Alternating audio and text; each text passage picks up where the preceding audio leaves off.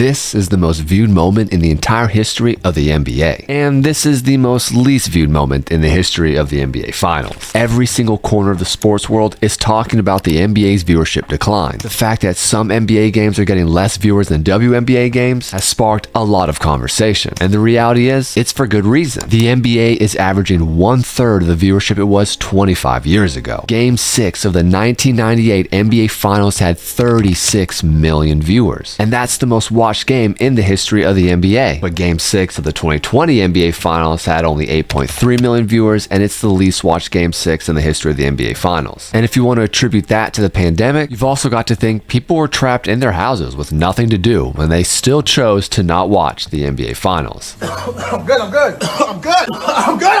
Even more so, Game 6 of the 2022 NBA Finals, which featured one of the most popular franchises in the league and one of the most popular players in NBA history, and only averaged 14 million viewers per game. To make matters even worse, the last two finals haven't even reached a Game 6. The NBA Finals is supposed to showcase the best basketball in the entire world. This is supposed to be two elite teams representing their conference. But history has even shown us that a 5-game series can still bring viewers in. In 1999, when the Spurs beat the Knicks 4-1, they were still able to bring in about 17 million viewers per game. Or in 2003, when the Los Angeles Lakers swept the Nets, they brought in similar numbers. But it even must be recognized that the Lakers, at the peak of their dynasty, were still only averaging about half as many viewers as the Michael Jordan Bulls. In fact, if you look even further into history and go back as far as 1974, where they first started recording these stats, it's the lowest it's been since then. And think about that. The US population was about 214 million people in 1974. And today, in 2024, it's near 350 million people. That means in over 50 years, when our population has gone up over 50%, 120 million people, less people than ever, are watching the NBA.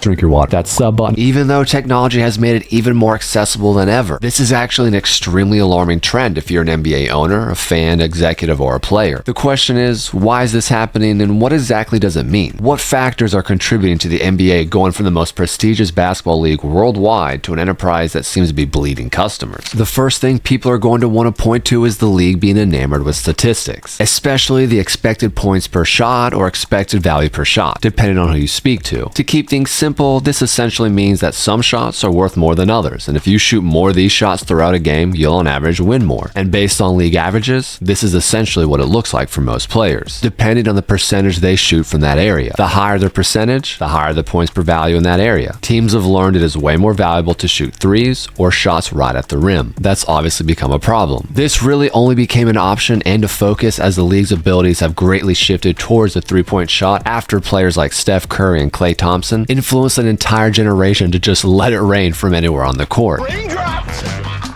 As players' three-point percentages have increased over time, so has the value from outside. And that's what's pushed front offices to focus on these types of schemes that promote shots at the rim or shoot from three. The evidence is overwhelming. In the past 40 years, the three-point shot has gone from making up only 2% of all shots to now nearly 40% of all shots taken in 2024. In the year 2000, they were shooting about 15 threes a game. In 2010, about 18. In 2020, about 30. And now in 2024, it's surpassing 35 a game. And the craziest part is, if you were to compare the Warriors that we say influence all these current teams, that Warriors team would rank near last in three-point attempts in today's NBA. They've taken what the Warriors did and absolutely ran with it. But the problem is, not every team is the Warriors. Not every team has the two greatest shooters of all time, one of the best coaches and one of the best defensive anchors we've ever seen. Most casual NBA fans don't want to see teams playing like this. Fans could live with a league full of Steph Currys, but not so much a league full of JJ Redicks. A massive part of what draws people to basketball is the diversity within the game, and a big part of that is the mid-range game and the elements of the game it extends to. The mid-range is known for the fadeaway jumper, the running teardrop, the pick and roll, the footwork to finish at the basket or set screens that lead to the open man. And in today's NBA, it's a lost art. Almost every one of my channel's viewers is not subscribed to the channel. Do me a huge favor and hit that subscription button. We're trying to get monetized. My dog and I. This focus on statistics, it's a corporatization that we've seen before in other elements of our society. And a common denominator we've seen is that it creates loss in the product's value. When you focus on numbers, you lose the passion for the beauty of the game, the elements we appreciate with our senses, especially our eyes. If you look around at our modern society, you can see this theme from music to movies to video games, where it seems like everything's made based on a template that's supposed to make a certain amount of money. In the end, it fails because it lacks that original passion and love that made it so so appealing to the masses to begin with. Watching players like Michael Jordan or Kobe Bryant move in the mid-range and use their footwork to get open shots or post you up for a fadeaway are some of the most aesthetically pleasing elements to the game we've ever gotten to see. And to rob future generations of that is an honest travesty to the game. And even though we might not love him, Chris Paul getting into the paint and pulling up for a mid-range shot is poetry. Allen Iverson dropping MJ with the crossover and sinking the jump shot, that happens in the mid-range. Today's NBA product just isn't as appealing. People just don't want to watch as many of the games themselves, which is something the NBA has had to endure before. That's nothing new for them. But what the NBA hasn't seen before is this evolution in technology and what it's done to how people digest their NBA content. The combination of the fragmented media system that games are presented on, coupled with the explosion of illegal streams, has absolutely altered the way people watch NBA games. The NBA currently has contracts with near 10 different platforms, which means if you want to watch every big game and not miss a single one, you'd have to subscribe to them all. And even with League Pass, there are certain games that are blacked out, as those games are specifically purposed to allure customers of those apps they have deals with. If you're an NFL fan, you're experiencing the very same thing right now. In essence, if you build a wall around your product, people aren't going to come. But as we'll talk about later in the video, the NFL isn't having this same problem. They're seeing record viewership right now, which then brings us to our next point about the evolution of how NBA media has been consumed. New generations have not only adapted completely different consumption habits, but they've also begun to influence older generations as well, and their tendencies have shifted too. People used to watch in front of televisions because that's where the people they were connecting with were watching the game. Now, people watch highlights because the comment sections where they're connecting with people. But the NBA has made it a priority to get ahead of this. The NBA is without a doubt the world leader when it comes to sports leagues and their social media presence. In 2023, they actually achieved this astounding feat of over 18 billion views across all social media platforms. But a product that needs hyper editing to be appealing is not as valuable as a product that simply sold itself, correct? The fact that the finals and the playoffs are suffering in views is concrete evidence that the league is generally suffering in interest. It's one thing to not care about the 82 games during the season, but to not tune in during the playoffs, that's a different story. That presents a much bigger problem. And as we said before, the NFL is boasting all-time high viewership. The Super Bowl had about 124 million viewers. And why is the NFL seeing an all-time high in viewership? A big part of that, because they've made it a priority to have their most popular players available to play, something the NBA just can't seem to do. Which leads us to our next point. In the 1990s, all-star players only missed on average 10.6 games a season. But here in the 2020s, the number's all the way up to near 24 games per season. When the stars don't play, the fans don't watch. It really is that simple. And as we've discussed before, the style of the NBA right now is not all that appealing, so what makes it attractive is the stars. Nobody really wants to see the guy in the corner just shoot the three over and over and over. People watch the Bulls for Michael Jordan, not Steve Kerr. People watch the Lakers for Kobe Bryant, not Sasa Vujacic, the Machine. And people watch the Heat for LeBron James, not Mike Miller. Vanessa Bryant at Kobe's memorial and funeral shared a beautiful anecdote with the world about how Kobe felt about missing games. People don't know this,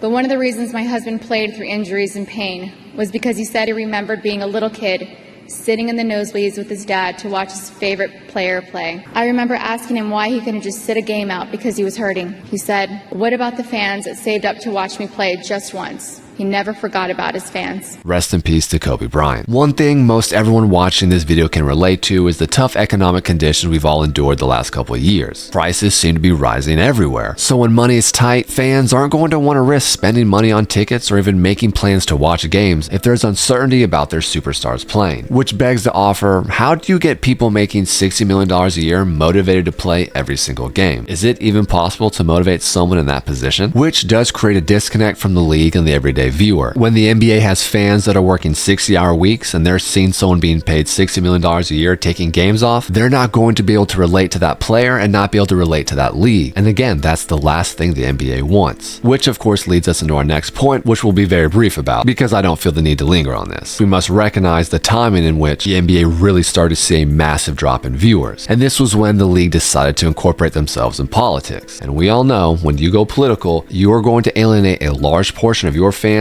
based on your position. But I think we can recognize with recent events, coupled with the NBA adopting new marketing policies and their viewership immediately plummeting, there was a level of causation there. And lastly, we can combine free agency and the lack of competition in the All-Star game. It seems like ever since Kobe Bryant retired from the league, the All-Star game has become a complete mockery of itself. The combination of uncontested drives to the basket, the barrage of threes, it's just created some of the most uninteresting basketball on TV. If the fans are going to watch the players not take the league seriously, why are they going to take the league seriously? The 2023 All-Star Game drew record low ratings at 4.5 million viewers, and that speaks for itself. Which begs another question. If the league needs saving, can the opportunity for another Magic vs. Bird even present itself? If 90% of the league's stars aren't putting forth maximum effort into a single game once a year, are those the types of players who are really going to create rivalries or narratives that are going to bring interest and draw bigger crowds? If NBA players show that at their level they don't care to compete against one another, are we really going to buy into their rivalries? Which ties into player mobility. With players consistently leveraging their situations and demanding trades, it creates not only a league that makes it difficult to get attached to a favorite team, but it also decreases the likeness and the appeal of its stars. As much as fans want to support their favorite players, the more they see them demanding trades the moment a situation becomes unliking to their favor, the less likely they are to watch that player. Whether or not it's right, it's just the reality of the situation. So what do these numbers really mean? What is the reality of the NBA's viewership decline? Well, what does it feel like to you? Do you find yourself caring about the NBA less than you have in the past? What about your friends, your inner circle, your coworkers? You could easily argue due to these numbers the NBA is dying, but that would be ignoring too many factors. The reality is, it's a combination of all these things, but it doesn't mean the NBA is dying, but more like evolving as it hibernates. The fact that in 2016 we had 30 million people tune in to watch Game 7 of the NBA Finals, which was third all time, is a testament to the interest of the world still being there. And since 2016, we've seen social media explode into levels we never imagined possible.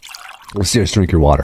And with the NBA being the world-leading sports league in social media interaction, that's a huge indicator that the standards and metrics we use to measure interest have evolved. We can no longer gauge how popular something is by simply butts in front of a TV. The TV is dying, not the NBA. However, with that being said, the league does have a problem on its hands. The eye test is the most important of them all, and the product itself right now fails the eye test. Shooting 53s a game is not going to sell tickets and subscription packages. Having your star player missing a quarter of the season is not going to sell tickets and subscription packages. And as we said earlier, if you require a bunch of bells and whistles and hyper editing to get eyes on your product, you might want to focus on simply bettering your product. If the basketball game is entertaining, we're going to watch. Alright, that's enough yapping for today. And if you enjoyed this video, think about watching either of these videos that's on the screen. As always, hit that sub button and turn on notifications. Go out there and do something great.